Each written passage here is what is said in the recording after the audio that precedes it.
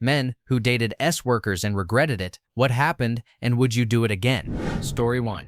I've done it twice. Seriously. We live together and have a 12-year-old with one of them. She was a massage girl of that kind. You know, I later found out that she had done that kind of work off and on her whole adult life, though she quit for a few years while we were together. She started again as we broke up.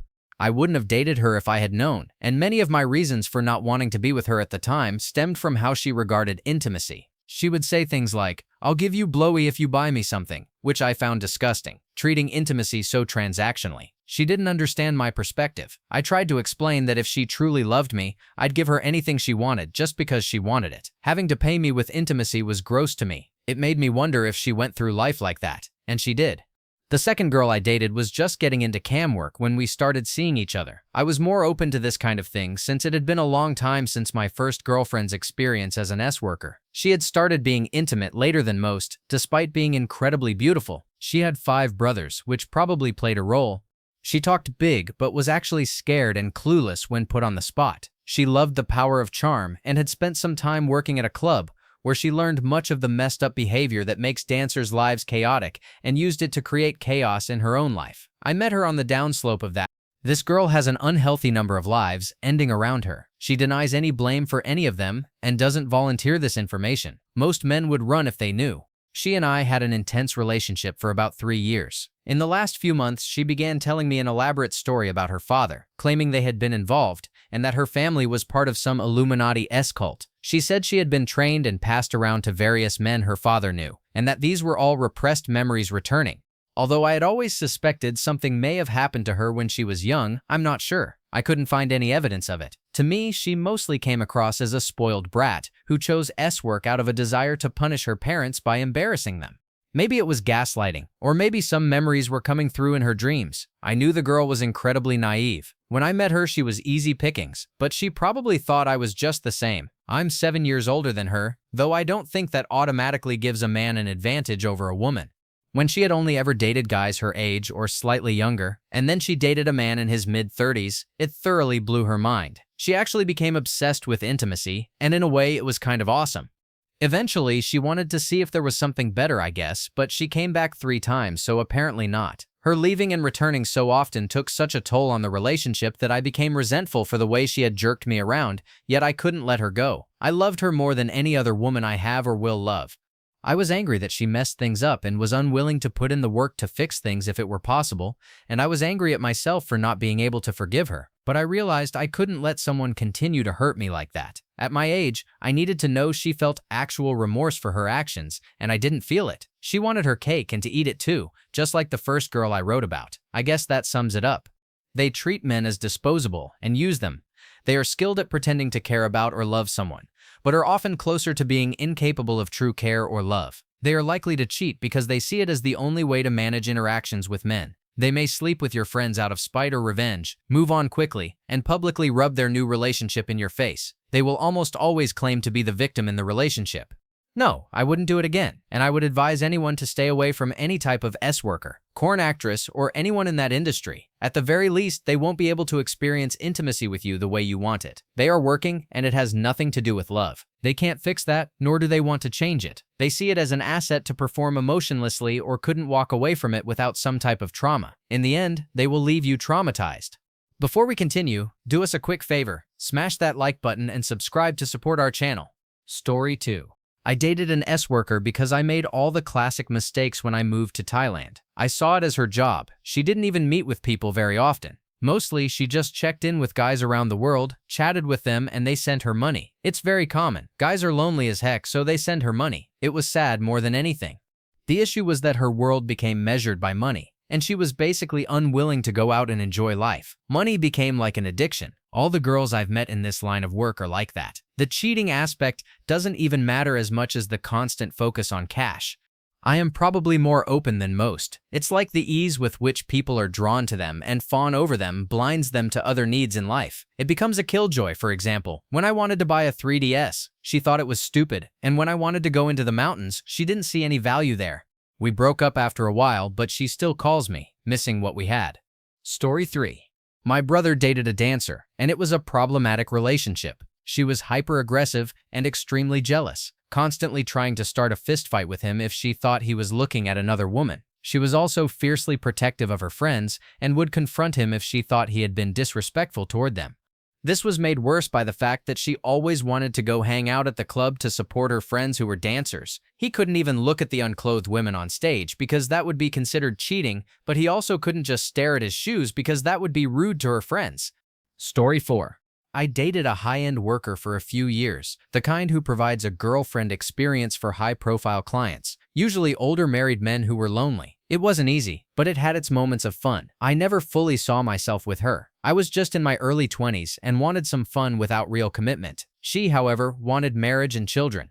We were polar opposites. She wanted to live in the city. I wanted to move out to the country. She was bougie. I was humble. She was social. I preferred quieter evenings. I was a university student and didn't have much money, so she paid for everything. The problem was that she had high tastes and standards from being flown around and spending trips in the Bahamas, the Dominican Republic, and Las Vegas. I remember one Valentine's Day when I bought her a half bouquet of roses, and one of her clients went all out with a full bouquet. I saw it when I arrived to deliver my measly half. I was always somewhat in competition with her paid boyfriends, and I mentally exited the relationship within the first several months. I often felt more like a pet than an actual partner. She thought I was naive because I still lived at home with my mother and hadn't experienced the world like she had. But I could see so much anger and anxiety in her while I was calm and collected, and I wondered who was really the immature one. Whatever the case, it's all moot now. I still care about her and talk to her, though I've expressed no desire to start a relationship again. Somewhat recently, we even tried faux dating to see if it would work again. I have a lot to thank her for, and I think she has a lot to thank me for too. Story 5.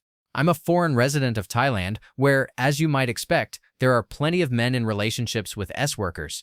Many end up marrying them, and nearly as many end up broke and divorced.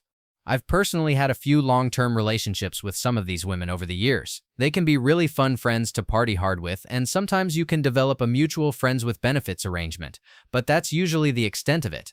There are thousands of sad stories online about Western men who married Thai dancers. These women can spot these men a mile away and they know exactly how to push their buttons. There's a reason these men are called walking ATMs.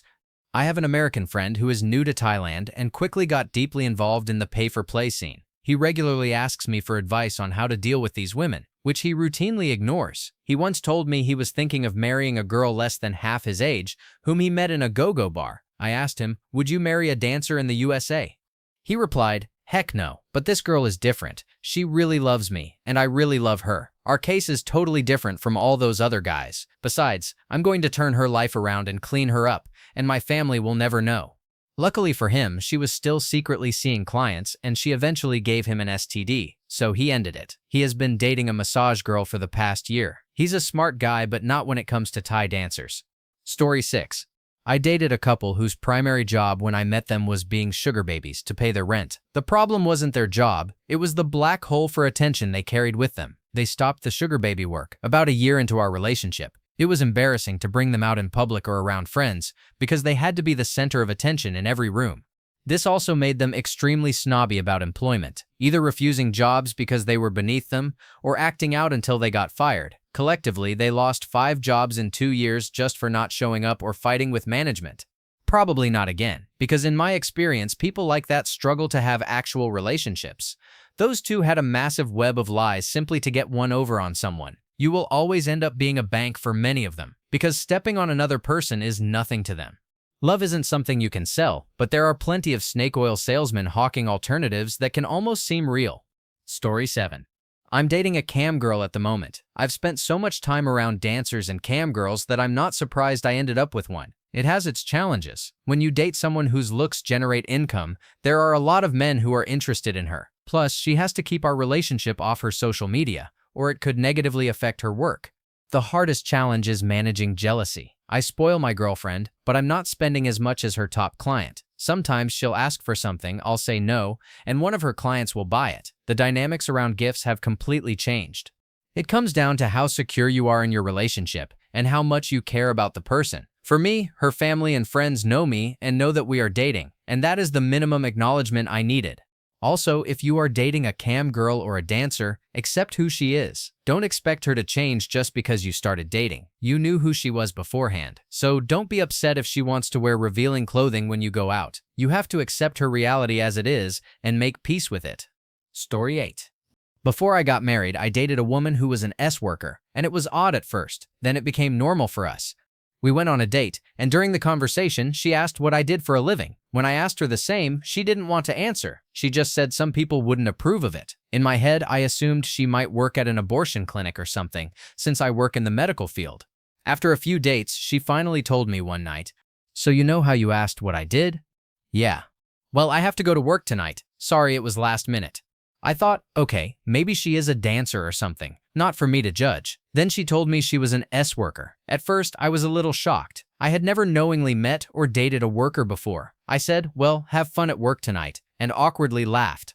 The next day, she called and said she understood if it was too much for me. That's why she hadn't said anything at first, because people judge her instantly. I told her that if we were going to date, she just needed to be honest about it. Would some things upset me? Sure. Would I feel a little jealous deep down? Yes, but it worked out. We dated for about a year and a half. When I asked her how work was, she would answer honestly. That is what I appreciated about her. She would say, "This guy was good. This guy was pushy." Others just wanted the experience of being with someone who already knew how the night would end. She said that about 80% of her clients were married men who still loved their wives, but just wanted something different and without attachment. She helped me overcome a lot of insecurities because we always had open dialogue. We eventually split up because she had to move back across the country to care for her sick mother, and I was relocating for my job. There were never any hard feelings. I think it can work for people if you accept them for who they are. That was how she made her money, and I was okay with it. Story 9. I met a girl who seemed just like anyone else, and I quickly discovered that she was a dancer and had done paid S-work in the past. I never made it a mission or anything, just dating as you normally would. I also learned that she had a serious substance habit, and that became where my energy was focused. We got her into rehab twice. The second time, she broke out of the facility and took a young girl with her, so her behavior was self-destructive.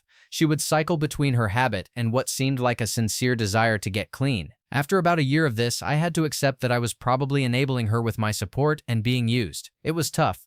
She was an altogether amazing person. There was a kindness about her that made her mistakes easy to forgive. The dancing was never really the issue. In hindsight, it was part of her access to cash and drugs, which I suppose isn't surprising. I was young and romanticized the idea that I could be enough for her to get better. I wasn't. Powder was a far more attractive choice. I distanced myself. It was fair to say we remained friends, but the chaos surrounding her was unsustainable. About 6 months later, I got a phone call from her boyfriend asking me to come to her flat to help her. I did. She passed away in the bath. I performed CPR until the ambulance arrived. She had been high on powder, which caused her main heart valve to rupture. I went to her funeral. There were 7 of us, including the staff from the funeral home. Her mother approached me, and we spoke. She thanked me for being the first person she knew, besides herself, who had been there for her daughter without expecting anything in return. I was surprised. I didn't feel I had done anything special. Her mother went on to say that she could tell when her daughter spent time with me because she was happier and seemed full of life again, exactly how I always experienced her. She thanked me again and admitted that she had secretly wished we had stayed together because I was good for her. I think about her often. She was a beautiful girl on the inside, too. Story 10. I've dated 2 S-workers. One was a lovely and confident person. Around the 3rd date, after she insisted on paying for everything, I realized she might earn more than the average car insurance salesperson she had introduced herself as. I asked her calmly over breakfast if she had other income, and she was honest, open, and unapologetic, which I really appreciated. We discussed whether she wanted to talk about her work, and she clearly stated that sometimes she would like to, and sometimes not. We got along really well for 2 to 3 months before things faded, but I have nothing but fond memories. She even taught me how to cook authentic Italian meatballs. The other one was an absolutely beautiful person who made me feel attractive and wanted after I had just come out of an awful relationship. When I met her, she had already planned to move overseas, and she followed through. We still stay in regular contact to this day. I'm now in a long-term relationship, have children, and a new life, but I look back on those 2 people with nothing but respect and happiness because of how they treated me. I think if you are honest with yourself first and foremost about what you can handle, and also honest with the other person, it can work and be a positive experience, but you have to put in the same effort you would with any relationship. Story 11. I dated a corn star for a while who was quite well known in my country. I knew her from before she entered the industry, and we liked each other, meeting again a few years later. I didn't know she was in the industry at first, but she told me eventually. Being young, I thought it would be fun. It became a bit more than that. She was generally respectful. She wouldn't see me on days she had done a scene with a man, and she always shared her test results with me, as we were often intimate. If she did see me, it would usually be for a drink or dinner, and then she'd go home for the night.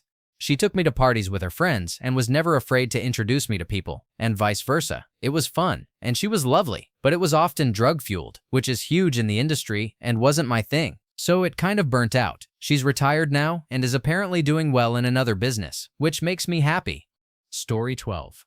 I married an S-worker whom I met at her workplace. I had come out of a collapsed relationship and sometime later craved intimate human contact. I visited a legal club a couple of suburbs away from my home.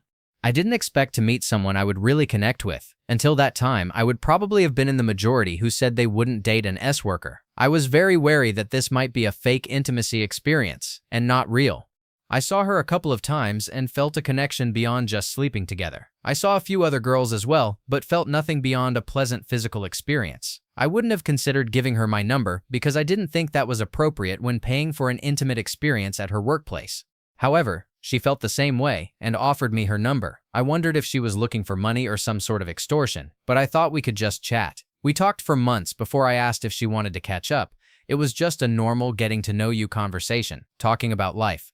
We went on some dates, discovered that the connection was real, and 6 years later, we are a happily married couple, still enjoying each day together. She is a lovely person, and I am glad I met her. Story 13. As a below-average-looking person, I'd always be conscious of the fact that my partner could probably get any guy she wants, and if she were ever in corn, has probably worked with men who are much more gifted than me in terms of their looks, their size, and their skill. So I'd spend the whole time wondering why she's even with me in the first place. Is she even as attracted to me as I am to her? Is she only with me for financial security? I'd also always be conscious of the fact that while she could, and probably does if she's still in the industry, sleep with any man she wants to while she's in a relationship with me, I'd never be able to do the same with other women. So I'd be the lucky one who should be grateful to get any intimacy from her at all. While she could be with anyone she wants because she's attractive, and attracting a partner is easy for her. I think that a woman who is or was in the industry should date men who are or were also in the industry. I've noticed that most corn stars who get married marry male corn stars. Story 14. I dated one for about 6 months. While her work played a role in why we broke up, it was mainly me being an idiot and irresponsible with her feelings. Partly, I assumed she was tougher than she really was because of her work, but mostly, it was just me being an idiot. I would date an S-worker again in a heartbeat. She was so much fun, had plenty of money, and didn't have to work traditional hours, which worked perfectly for me as a hospital/muso.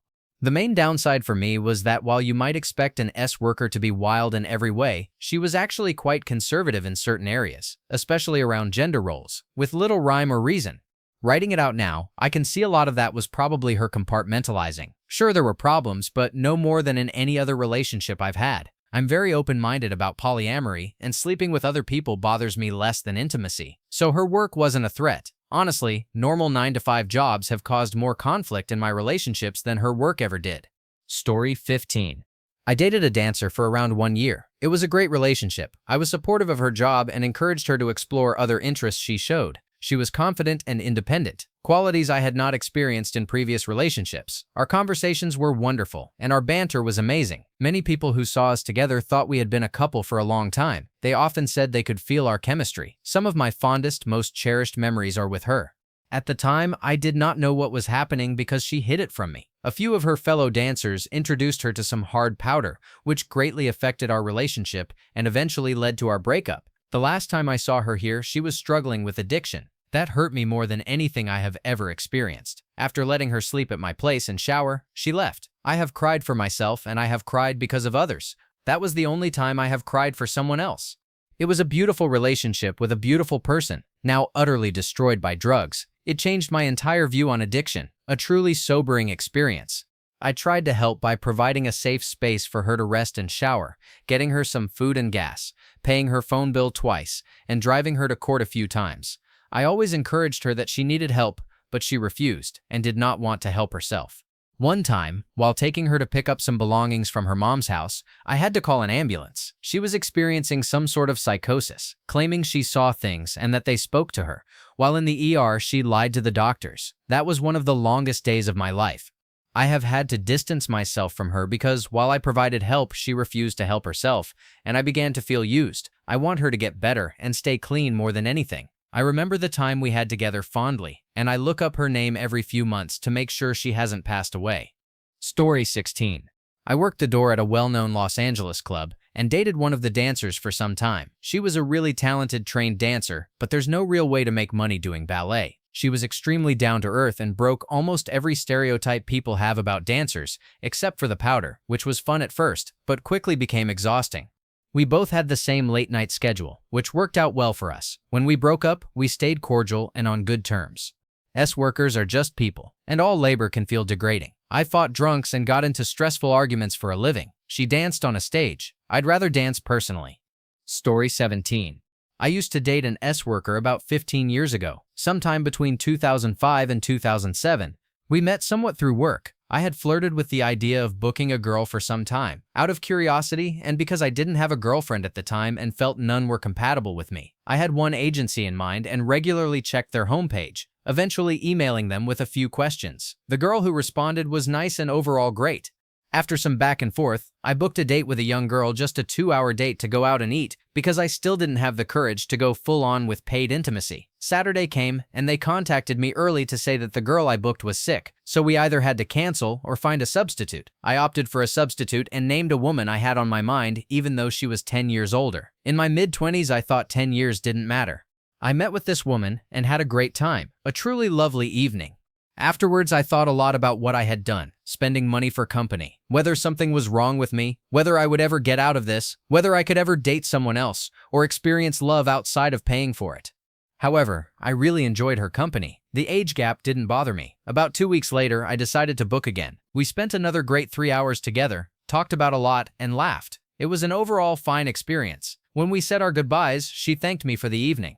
A few months later, I went to a car show with my buddy, and there she was, working as a hostess, standing next to the cars to pose for photos and hand out promotional material. She, in her mid-30s, looked great among all the early and mid-20s girls. I recognized her, nodded, and went on my way. A bit later, we passed the booth again, and she wasn't there. I found out she was on a break near a food truck. She had just eaten and still had a couple of minutes, so she waved at me, smiled, and said hi. We talked a bit, and by the end, she asked if I would stay until the car show ended. I said yes, and she replied, cool, so I'll see you then. Afterwards, we went to a bar, talked some more, bought each other drinks, and by the time we parted ways, we had exchanged phone numbers. We stayed in touch almost daily, chatting and exchanging thoughts. Every now and then, we would meet, visiting the zoo, going for hikes, and just getting to know each other. Her work did come up at some point. She asked me what I thought about it and about her. I told her I didn't mind it so much. It was a job that earned her good money, allowed her to work a regular office job only a few hours a day, Tuesday, Wednesday, and Thursday, and still gave her enough to afford a nice place, a car, nice clothing, and occasionally expensive items like Dior sunglasses or Chanel handbags. It was afterwards she was kind of into me, and I was into her. I flat out told her that if we saw each other more, I'd consider us dating. She was okay with that, wanted to take the next step, and kissed me right then and there. We were a couple for over a year until I went through a phase of questioning myself, thinking about the age difference and considering younger women. I did her wrong. She made no mistake. I think I was just overwhelmed at 25, still a dumb kid with an adult 35-year-old woman by my side who actually liked me. In retrospect, I don't know if the 39-year-old version of me would still be in a relationship with a 49-year-old, or if we would have had kids. Maybe we would have. Maybe we wouldn't. I also don't know what would have happened if she couldn't work her side job as an worker anymore, either because she wouldn't get booked due to her age, or because she decided to quit herself. Her job did come up while we were together, but we cleared it quickly. She would take those jobs after checking with me, as if I had anything planned for Friday night. If I or we had plans, she'd say no. If not, she'd take it and make money. She made less money because she did fewer dates for my sake, but she still covered her bills, just fewer fancy clothes and expensive accessories. Yes, it was good in bed. She knew what she was doing, and I knew how to get her going. Though I have that with my wife now too, so she wasn't the best or anything. That still involved all the physical intimacy, but it was more passionate. Story 18. I dated a dancer for a short time. Early in the relationship, everything was great. I wasn't much of a party or club person, but I didn't see that as a problem. As we got closer though, it just didn't work out. She wanted me to visit her at work frequently and hang out with her coworkers, which wasn't my scene. Story 19. I dated a dancer named Crystal. She had an amazing tattoo, a colorful dragon that ran up her back and over her shoulder, with the head just above her left chest, breathing fire down her body. The best part was that the flames were done with blacklight ink, so when she danced, they glowed orange and red. That was the upside. The downside was that she was absolutely insane. She even tried to burn my apartment down when she thought I was cheating, which I never did. Our relationship ended when she went to jail for 3 months, and I moved out of town. Story 20. I have been dating an S-worker for a few months now. We met the usual way. I visited her a few times, and it didn't take long to see that we were interested in each other. She is the most wonderful person I have met in the last few years, caring, joyful, and a pleasant presence. She lights up every room she enters. However, the years in the industry have taken a toll. She has difficulties with real intimacy and finds it very hard to let her guard down. As for money, we both earn our own and keep it that way. Hers is hers and mine is mine. I was also a guest before, so I have no right to tell her what to do. I know for a fact that this is not her favorite type of work, so I try to encourage her to explore alternatives. She has even started studying recently. Jealousy was never a problem for me, but I have a harder time seeing how she gets disrespected by her clients sometimes. Work can be very stressful for her, and it's not her clients but me who has to deal with the aftermath. It is very different from a normal relationship and not easy for either side. So would I do it again? Maybe not, but she is definitely worth it. Story 21. One day, I was in a bar where you could write messages to people at other tables, and waitresses would deliver them. It was called the Post, and it was before cell phones were common. I saw a girl dressed very provocatively and started writing to her. We ended up sitting together and having a good time. After that, we became essentially FWB. Without cell phones, I had to call her home, where a man usually picked up the phone and called her by another name. You could tell by the way she spoke that she had been poor or poorly educated, but she always had cash. I was in college and always broke, and she would pay for the motel and sometimes for my cab. I never got to meet anyone from her circle except the girl she was with at the Post. The only thing we did was sleep together. We even met at motel doors. I shared a car with my mom and she didn't drive, so we usually took taxis, met, got laid, and left.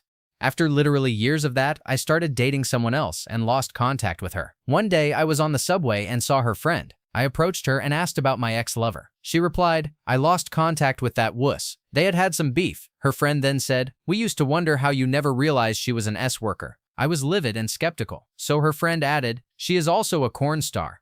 Look for this name in your video store," her friend said. I did the next morning, and she was actually very prolific, with easily a dozen movies under her belt. After that, everything fell into place, and I had around 10 moments. I felt sadness for her immediately and never really recovered from that. I had thought she was very independent and saw me as a hookup buddy, but I realized she was probably interested in me and simply didn't know how to have a healthy relationship with a man. 30 years later, I truly hope she is doing well. Story 22. I have dated and been cheated on before, which is never fun. She wasn't an S-worker, but it was an unhealthy relationship, and I didn't realize how toxic it was until we broke up. The same would apply to any obviously one-sided relationship, where there wasn't much love involved, and it was more about power. I cannot stand that kind of dynamic. As for just showing a little skin or being slightly flirty with others, I wouldn't think much of it unless obvious signs of cheating started to appear. That can be an easy breaking point for many relationships, especially if insufficient effort is made to separate work relationships from personal life. On one hand, I have heard the argument, "She chose you," and while that is true, it is still very difficult for anyone to hear that their partner or spouse is sleeping with other people. Unless you are polyamorous or extremely open-minded, that situation is likely to create strain. I think for most people, the difficulty comes down to two major issues. First, there is a feeling of loneliness, knowing that your partner could be sleeping with someone else while you deeply miss them. Second, there is the possibility that they will be out with a client during a crisis in your own life. People are usually more willing to confide in a partner or close friend during extremely dire situations. While it is true that they could simply cancel the client for the night, if the situation is significant enough, it could result in someone getting hurt. I like to think I have a unique perspective on this situation because I am far more open-minded than many people might be. I have no problem with people doing this kind of work if it makes them happy, but some downsides will inevitably arise. Story 23. If by date you mean going out for drinks or dancing for the night and hooking up, then yes, I have done that with a dancer. But nothing long-term like a girlfriend or beyond that a fiancé or wife for a few reasons. For me, the reasoning is this. If intimacy is open for the world to enjoy, what makes it special for us? It's hard to put into words, but it just feels like, what's the point? For everything else, companionship, caring for each other, conversations, sharing meals, I can already do that with friends. I guess what I'm saying is that seeing the person you love unclothed and enjoying each other's bodies is a privilege that should be exclusive to the two people dating. Twerking also comes with several dangers I'm not willing to introduce into my life. Substance use is common in that profession. Beyond the risk of STDs, having to worry about violent clients is a major factor. If you're dating, I imagine you care about the person and would be anxious when they're out on calls. Who has room for that kind of stress on top of all the other worries of day-to-day life? Finally, my family would never accept it. I know that today a growing number of people don't care what their families think, but for many of us, it is often the only support structure left in the world. They would never be okay with me bringing a sex worker girlfriend home. It would bring dishonor to our lineage, as they would view this person as unfit to be a wife or mother. I believe that in our culture there may be some leniency if the person was a dancer in the past, but definitely not a corn star or S-worker. Story 24. I would prefer not to date S-workers. I'm not saying I wouldn't, but it would count as a mark against a prospective relationship.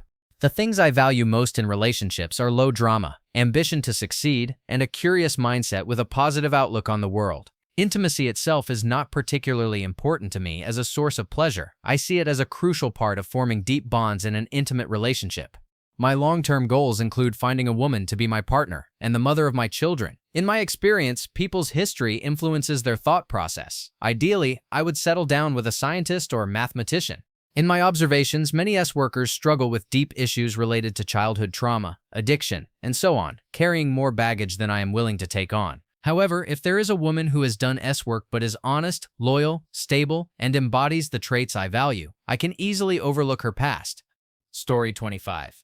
I've dated a cam girl who was a former dancer. I think I'd have a harder time with people who are full-service S-workers because of the relative proximity of their clients, the irregular working hours, and the amount of emotional labor that they have to give out. I already work a lot of hours, so having someone work mostly at night could cause problems.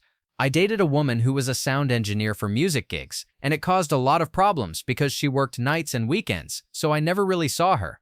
The proximity of clients to me is an issue because some jerks are dangerous.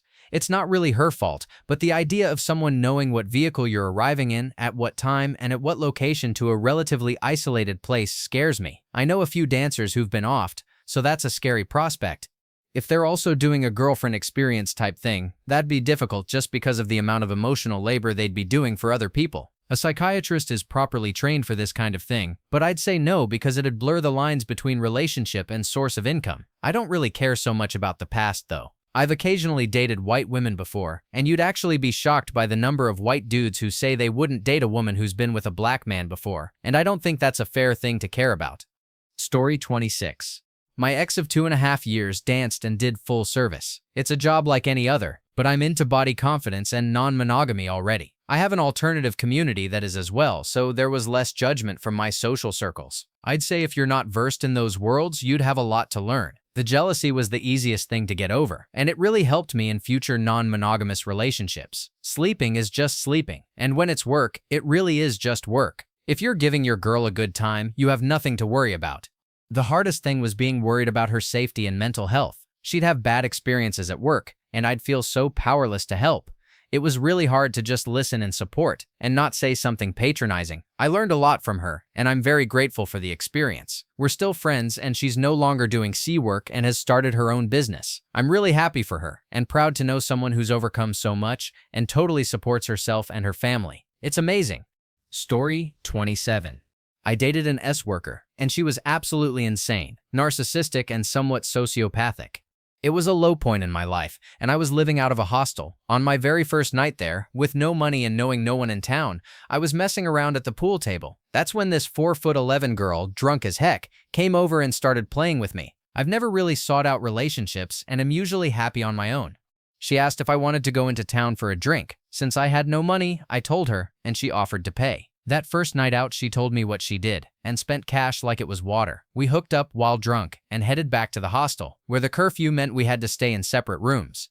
Over the next few months, we were together, but it quickly became clear she had no remorse or empathy. Once she started drinking, she couldn't stop, and reasoning was useless. She was a binge drinker rather than a daily drinker. I would get sick of her when she was drunk, so sometimes I just refused to go out, thinking she might stay in, but she would disappear for days and always come back saying sorry. After about a year of this, during which I probably tolerated it because she was bringing in money, we were still living in a hostel. I eventually got a flat and asked her to move in. I genuinely wanted to help her get out of that industry, find a regular job, and cut back on drinking.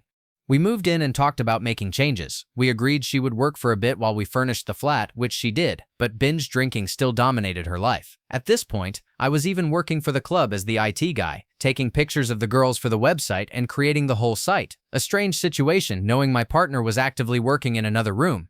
But nothing ever changed. When she was drunk, she could be nasty and threatening, she would get knives, and I was scared to sleep. She was unreliable and showed no remorse or guilt.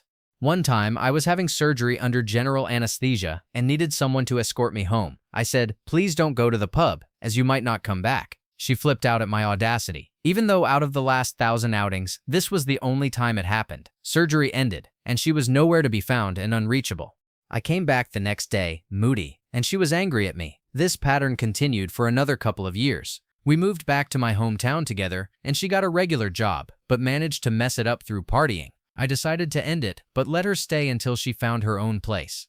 I wasn't completely blameless either. I would hang out with the boys, come back, say dumb things to get some action, and then be cold the next day. One day, after my brother's birthday, I came back to find another girl in my bed. It was pretty rude, but they didn't mind if I joined in. Still, a three-way didn't make up for years of terrible behavior. At first, I was with her for the money, and later on I became less attentive, getting absorbed in my own hobbies. That said, she had literally no emotion or empathy. Story 28. It boils down to something very simple. For me, romance and affection beyond flirtation are deeply intimate, meant to be shared only between the people involved. It's like looking under the hood, revealing your innermost self to another person, and hoping they do the same in return. When someone uses that intimacy for financial gain, potentially displaying it to hundreds of people, the way they view it can change or may already be different from my own perspective. What was once private and unique becomes public. The intimacy no longer feels special. Some might argue that sexuality in the industry has two sides, which is valid, but personally, I no longer feel confident in it. In short, trust is gone.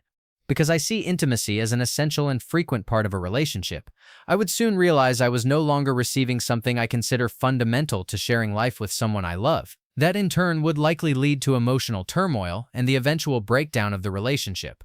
I should clarify that I have no fundamental problem with the industry or those involved in it. What an individual chooses to do with their own life is entirely their choice. It simply means that I would not choose to enter a romantic relationship with them.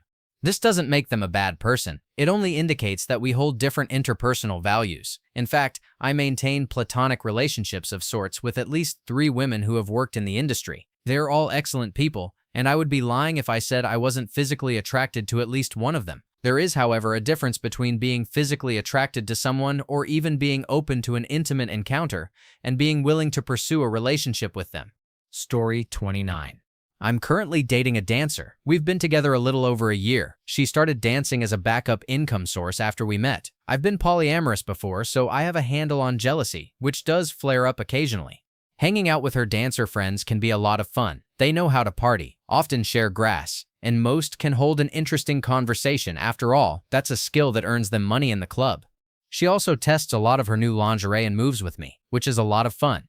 One of the biggest bonuses, though, is how understanding she is as a person. I live an unconventional life and am processing past trauma from other relationships. Through all of that, she is consistently helpful and attentive. I think allowing each other space to be our weird alternative selves gives us the ability to be fully present and supportive in each other's unusual scenarios.